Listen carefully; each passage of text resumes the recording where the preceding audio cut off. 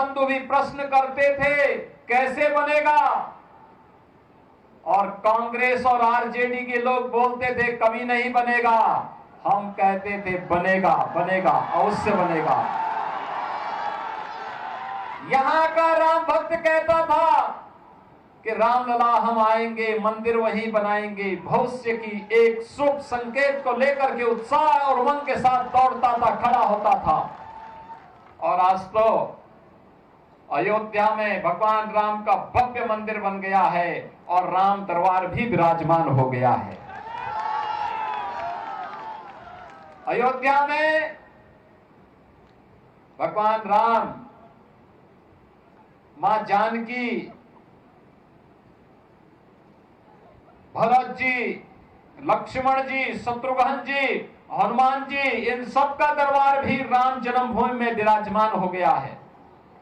और अब तो बिहार की धरती पर भी मां जानकी का 900 करोड़ रुपए की लागत से भव्य मंदिर का निर्माण का कार्य प्रारंभ हो चुका है। यह है विरासत, और बिहार के पास तो एक समृद्ध विरासत है। इस समृद्ध विरासत मां जानकी का भी है। इस समृद्ध विरासत भगवान बुद्ध की ज्ञान की परंपरा का भी है, भगवान महावीर की जन्मभूमि का भी है, विद्यापति के ज्ञान की परंपरा का भी है, आर्यभट्ट के गणतज्ञ जैसे विश्व प्रसिद्ध गणतज्ञ की विरासत का भी है, और वैशाली के लोकतंत्र की भी है। और लोकतंत्र पर आ जाएंगे, कोई जेपी खड़ा हो जाएगा बिहार से लोकतंत्र को बचाने के लिए। वह समृद्ध विरासत भी बिहार के पास है। याद करिए, इसी बिहार की धरती ने डॉक्टर राजेंद्र प्रसाद जी को जन्म दिया था। देश के प्रथम राष्ट्रपति बने, और राष्ट्रपति बनने के बाद स्वतंत्र भारत में सोमनाथ के मंदिर का पुनरुद्धार का कार्य होना है। पंडित जवाहरलाल नेहरू ने कहा नहीं जाना है, क्योंकि भारत के सांस्कृतिक, भारत के नए आभा को वैश्विक जगत में प्रस्तुत करना है। इसलिए सोमनाथ के मंदिर के पुनरुद्धार के कार्य का कांग्रेस भले ही विरोध करेगी, लेकिन भारत के राष्ट्रपति के नाते भारत की आस्था का सम्मान करना मेरा दायित्व है। और डॉक्टर राजेंद्र प्रसाद जी वहां गए थे, सोमनाथ की धरती पर गए थे। आप याद करिए, मोदी जी पहले प्रधानमंत्री हैं जो अयोध्या गए। श्री राम जन्मभूमि पर भगवान श्री राम के भव्य मंदिर के निर्माण की आधारशिला भी रखी, और गत वर्ष भगवान राम लला को विराजमान करने का काम भी प्रधानमंत्री मोदी जी ने अपने कर कमलों से संपन्न किया है। भारत की आस्था का सम्मान होगा, भारत की विरासत का संरक्षण होगा, तो वह विरासत ही विकास की नींव को पुख्ता करेगा। बहनों और भाइयों, क्या हो रहा था कांग्रेस के शासनकाल में? ये विरासत को अपमानित करते थे, कहते थे राम हुए ही नहीं, कृष्ण हुए ही नहीं, भारत की विरासत को कोसते थे, भारत को अपमानित करते थे, भारत और भारतीयों को गाली देते थे, घुसपैठियों को घुसपैठ करा करके अराजकता पैदा करवाते थे। और आरजेडी को तो कहना ही क्या, इन्होंने बिहार का विकास नहीं किया, अपने परिवार का विकास किया। इन्होंने परिवार का विकास किया। मोदी जी कहते हैं कि 140 करोड़ का भारत मेरा परिवार है, और लालू जी कहते हैं कि राबड़ी देवी का ही परिवार मेरा परिवार है। आरजेडी उससे बाहर नहीं सोच सकती। एनडीए पूरे भारत के लिए सोचता है, और डबल इंजन की सरकार बिहार के उस विकास को आगे बढ़ा रही है। नीतीश जी के नेतृत्व में पिछले 20 वर्षों में बिहार ने विकास की जिस नए प्रतिमान को आगे बढ़ाया है, ऊंचा गया है, आज गांव-गांव की कनेक्टिविटी को तेज किया है, उद्योग लगने प्रारंभ हुए हैं, इंजीनियरिंग कॉलेज बन रहे हैं, विश्वविद्यालय बन रहे हैं। आज बिहार के अंदर विकास एक नई आभा के साथ आगे बढ़ रहा है। बिहार के अंदर बाढ़ की समस्या का समाधान तेजी के साथ आगे बढ़ रहा है। आज जब बिहार में विरासत और विकास के इस अभियान को आगे बढ़ाने का कार्य एनडीए की डबल इंजन की सरकार आगे बढ़ा रही है, बिहार की पहचान आज मेट्रो के रूप में, रेलवे की बेहतरीन कनेक्टिविटी के रूप में, हाईवे के रूप में, एक्सप्रेसवे के रूप में, एयरपोर्ट के रूप में, वाटरवे के रूप में आज जब बिहार को पहचान मिल रही है, तो आपकी इस पहचान को फिर से धूमिल करने के लिए कांग्रेस और आरजेडी ने एक सगोपा छोड़ा है कि विकास नहीं बुर्का चाहिए। उनको विकास नहीं चाहिए, उनको तो बुर्का चाहिए, जिससे फर्जी वोट डाल करके यहां के गरीबों और दलितों के हकों पर वे डकैती फिर से डाल सके।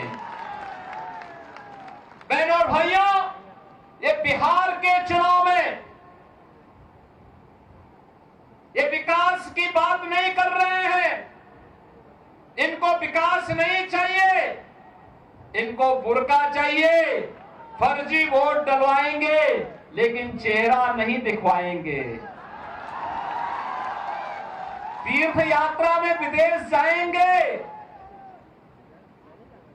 एयरपोर्ट पर चेहरा दिखाएंगे, अपना वहां पर पासपोर्ट दिखा करके अपनी फोटो भी दिखाएंगे, लेकिन बिहार में वोटिंग होगी तो कहेंगे कि नहीं, बुर्का को छेड़ो मत, चेहरा दिखाओ मत, फर्जी वोट डलवाने दो, जिससे बिहार के गरीबों के हकों पर फिर से डकैती डाली जा सके।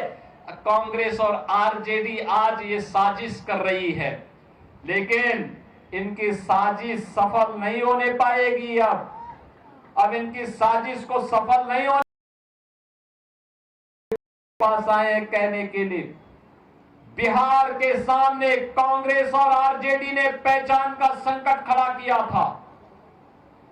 याद करिए, इन लोगों ने हर जिले में एक एक बड़ा माफिया पाल डाला था। वो लूटता था, विकास के पैसे को हजम कर जाता था, गरीब के लिए आने वाला पैसा स्वयं खा जाता था। गांव में कोई भी कार्य नहीं हो पाता था। 4 महीने बाढ़ से बिहार त्रस्त रहता था।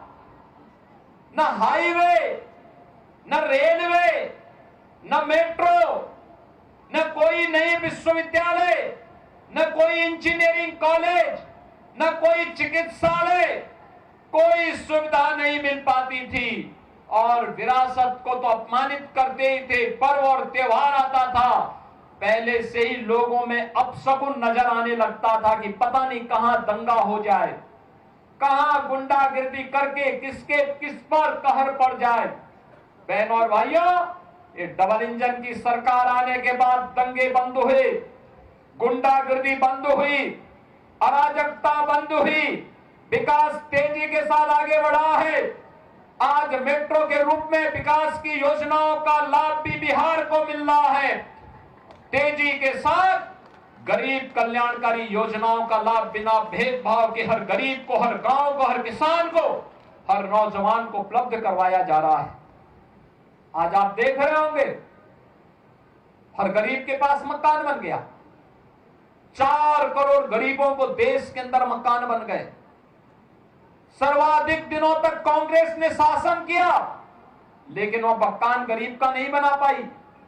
हर गरीब के घर में शौचालय बन गया, हर गरीब को उज्ज्वला योजना का फ्री कनेक्शन मिल गया, हर गरीब को 5 लाख रुपए की स्वास्थ्य बीमा का, आयुष्मान भारत की सुविधा का लाभ मिल गया, और हर गरीब के लिए फ्री में राशन की सुविधा का लाभ भी मोदी जी ने सब पूरे देश के अंदर 80 करोड़ भारतीयों को उपलब्ध करवा दिया। पहले कहां जाता था? पहले सभी पैसा यही कांग्रेस, आरजेडी और उनके जितने भी पार्टनर्स थे उन सब में ये बढ़ जाता था, गरीब के पास नहीं आ पाता था, गरीब ताकता रह जाता था और ये लोग यहां का पैसा दुनिया के बैंकों में जमा करके आने वाली कई पीढ़ियों के लिए खजाना वहां भर देते थे। लेकिन अब मोदी जी ने कहा कि भ्रष्टाचार नहीं चलेगा, माफिया राज नहीं चलेगा और जो भी भ्रष्टाचार फैलाएगा, गरीब के हक पर डकैती डालेगा, उसकी जगह जेल में होगी, जेल में। और बहनों और भाइयों, अगर उसका उदाहरण देखना है तो उत्तर प्रदेश में हमने किया है।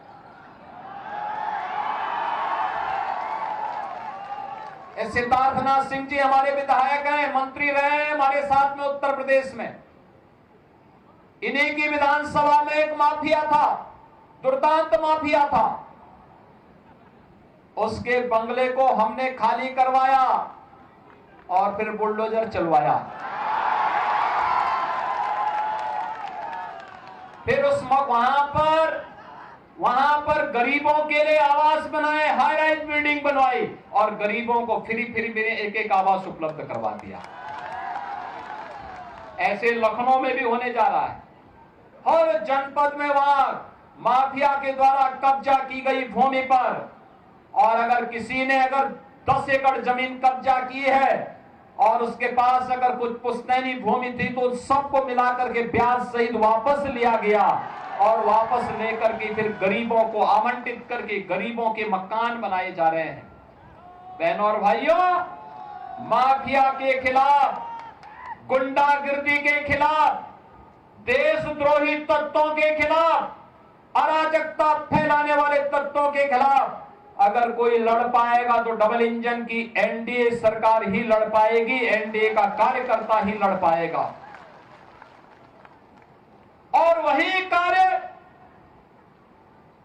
आज एनडीए की सरकार बिहार के विकास के साथ, विकास के नए प्रतिमान बिहार के अंदर बन रहे हैं। अब बिहार के सामने पहचान का संकट नहीं है। जो पहचान का संकट आरजेडी कांग्रेस ने बिहार के नौजवानों के सामने पैदा की थी।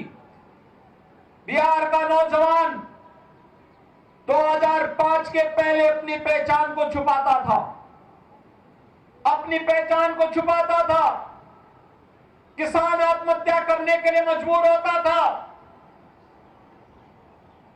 पलायन होता था, उपचार की सुविधा नहीं थी, सड़कें नहीं थी। आरजेडी के समय में तो कहा जाता था कि सड़क बनाओगे तो फिर कच्ची शराब कैसे बना पाओगे, यही तो बोलते थे आरजेडी के लोग। बहनों और भाइयों, आपकी पहचान को लोग कैसे धूमिल करते थे। जिस बिहार ने कभी देश को नेतृत्व दिया हो, जिस बिहार पर देश को गौरव की अनुभूति होती हो, जिस बिहार में पाटलिपुत्र भारत की राजधानी के रूप में पूरे देश को स्वर्ण युग में ले जाने का काम जिस बिहार ने किया हो, वह बिहार कांग्रेस और आरजेडी के समय अपनी पहचान के लिए मोहताज हो गया था। और फिर एनडीए की सरकार जब आई, बिहार को आज उसकी पहचान मिली है। और आज इसीलिए हम लोग आए हैं आपसे कहने के लिए, बीजेपी और एनडीए डबल इंजन की ये सरकार बिहार को विकास के पथ पर डबल स्पीड से ले जाने के लिए प्रतिबद्ध है। और विकास की इस प्रक्रिया में आप सबको जोड़ने के लिए आज मुझे सहरसा की इस पावन धरा पर आने का सौभाग्य प्राप्त हुआ है। आप सबसे मैं इस बारे में कहना चाहूंगा कि अब कोई भी बिहार को उस पुराने लालटेन युग में नहीं लेके जाएगा। अब तो एलईडी की दुधिया लाइट में नीतीश जी बिहार को लेकर के आगे बढ़ चुके हैं। और बिहार के विकास को कोई बाधित नहीं कर सकता। और बिहार के इस विकास को आगे बढ़ाने के लिए ही आज आप सबका आह्वान करने के लिए मैं आपके बीच आया हूं। हमें जब भी अवसर मिला, हम लोगों ने उत्तर प्रदेश के अंदर इन महापुरुषों से प्रेरणा प्राप्त करते हुए कुछ न कुछ नया करने का काम किया है। बहनों और भाइयों, सरदेव जयप्रकाश जी की पावन जन्मभूमि उत्तर प्रदेश और बिहार के जंक्शन में बलिया जनपद से सटे हुए है। सितादेरा में हम लोगों ने उनकी पावन जन्मभूमि पर उनका भव्य स्मारक बनाने का काम हम लोगों ने वहां पर किया है। वहां पर सरदेव जयप्रकाश जी ने 1977 में कहा था, एक इच्छा व्यक्त की थी कि मेरी जन्मभूमि में एक चिकित्सालय बनना चाहिए और हो सके तो उसका नाम उनकी धर्मपत्नी प्रभा देवी जी के नाम पर रख दिया जाए। उत्तर प्रदेश में समाजवादी पार्टी की सरकार ये कार्य नहीं कर पाई, लेकिन ये सौभाग्य हमारा है 17 में हमारी सरकार आई, हम लोगों ने वहां के चिकित्सालय का नाम सरदेव जयप्रकाश जी की धर्मपत्नी के नाम पर किया है। आज वहां की कनेक्टिविटी को बेहतर किया है और विकास की प्रक्रिया के साथ, तेजी के साथ सितादेरा भी आगे बढ़ चुका है। हमें उत्तर प्रदेश के अंदर एक नेशनल लॉ यूनिवर्सिटी की स्थापना करनी थी, हमने वह भी प्रयागराज की धरती पे किया। जब विश्वविद्यालय स्थापित हो रहा था, लोगों ने कहा किस नाम से होगा? हम लोगों ने कहा कि संविधान सभा के अध्यक्ष के रूप में डॉक्टर राजेंद्र बाबू का योगदान था, डॉक्टर राजेंद्र प्रसाद जी के नाम पर नेशनल लॉ यूनिवर्सिटी का नामकरण होगा। बहनों और भाइयों, आज बौद्ध कनेक्टिविटी की दृष्टि से अगर आप देखेंगे कितना बेहतर कार्य डबल इंजन सरकार बौद्ध परिपथ के रूप में कर रही है। बौद्ध परिपथ को जोड़ने का काम हो या अयोध्या से सीतामढ़ी तक राम जानकी मार्ग के माध्यम से अयोध्या की कनेक्टिविटी को बेहतर बनाने के लिए यह कार्य भी डबल इंजन की भारतीय जनता पार्टी करके कर रही है। और इसीलिए आज आप सबसे कहने के लिए मैं आया हूं, भारतीय जनता पार्टी ने सहरसा से एक लोकप्रिय प्रत्याशी डॉक्टर आलोक रंजन जी को आपके बीच में पुनः उतारा है। डॉक्टर आलोक रंजन जी आपके बीच में हैं। सोनबरसा से बिहार सरकार के मंत्री श्री रत्नेश साला जी प्रत्याशी के रूप में आपके बीच में हैं। महासी से श्री गुंजेश्वर शाह जी प्रत्याशी के रूप में आपके बीच में हैं और एनडीए लोजपा के प्रत्याशी सिमरी बख्तियारपुर से श्री संजय सिंह जी आपके बीच में हैं। बहनों और भाइयों, ये एनडीए के हमारे प्रत्याशी हैं। एनडीए के इन प्रत्याशियों को विजयी बना करके भेजेंगे ना, बना करके भेजेंगे, ये सब विजयी बन करके जाएंगे ना। तो आज तो नामांकन की प्रक्रिया पूरी होने जा रही है। अभी दीपावली के बाद चुनावी सभाएं होंगी। इस अवसर पर आप सबका मैं आह्वान करूंगा, ये चारों प्रत्याशी यहां पर एनडीए के हैं। इन एनडीए के हमारे प्रत्याशियों को भारी बहुमत से विजयी बनाना है, एनडीए की सरकार को लेके आना है। आप सब इनको विजयी बनाएंगे तो मेरे साथ बोलेंगे भारत माता की, भारत माता की, भारत माता की जय जय श्री राम, जय जय श्री राम। आप सबको दीपावली की और छठ महापर्व की मंगल में शुभकामनाएं देते हुए मैं वाणी को विराम देता हूं। धन्यवाद, जय हिंद।